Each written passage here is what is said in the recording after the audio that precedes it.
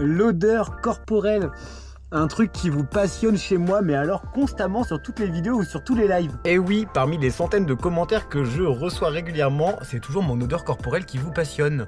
Pue la pisse, va te laver, blablabla. Je vais t'expliquer pourquoi j'ai remplacé les déodorants de supermarché par une alternative naturelle et beaucoup plus économique. Mais déjà, n'oublions pas quelque chose d'important afin d'éviter toute odeur de transpiration et désagréable aux autres êtres humains.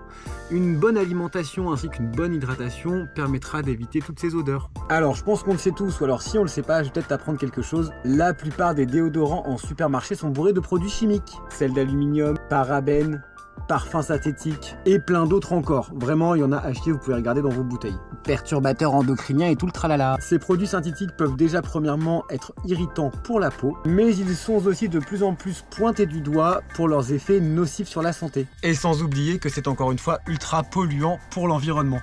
Alors moi, depuis quelques années, j'utilise ça. Non, c'est pas de la drogue. Malin, je vous vois arriver.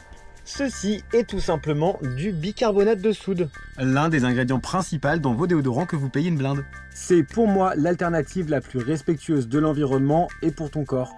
Alors ce produit que tu connais pour récurer les chiottes, déboucher ton évier, nettoyer tout ce que tu veux, est aussi très pratique et très économique pour désodoriser.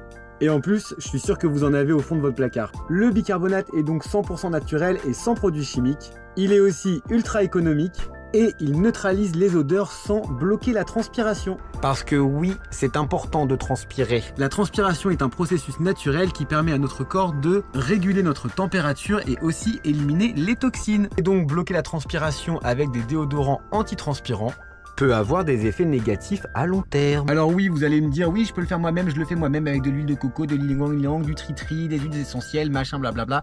Sauf que quand tu voyages beaucoup, comme moi je voyage en Asie, j'en avais déjà fait à l'époque et quand il fait 30 degrés, en fait ton huile de coco elle fond et du coup t'as plus de déo. Et je t'assure que le bicarbonate en déodorant, ça marche du feu de Dieu, vraiment, essaye. Il y en a beaucoup aussi qui le mettent dans leurs chaussures, les coureurs, pour retirer les mauvaises odeurs. Mais alors Romain, comment utiliser cette poudre magique? Rien de plus simple, petite démonstration. Alors quand tu sors de la douche, c'est vraiment beaucoup plus simple, puisqu'en fait tu vas tout simplement t'essuyer, mais pas entièrement sous les bras.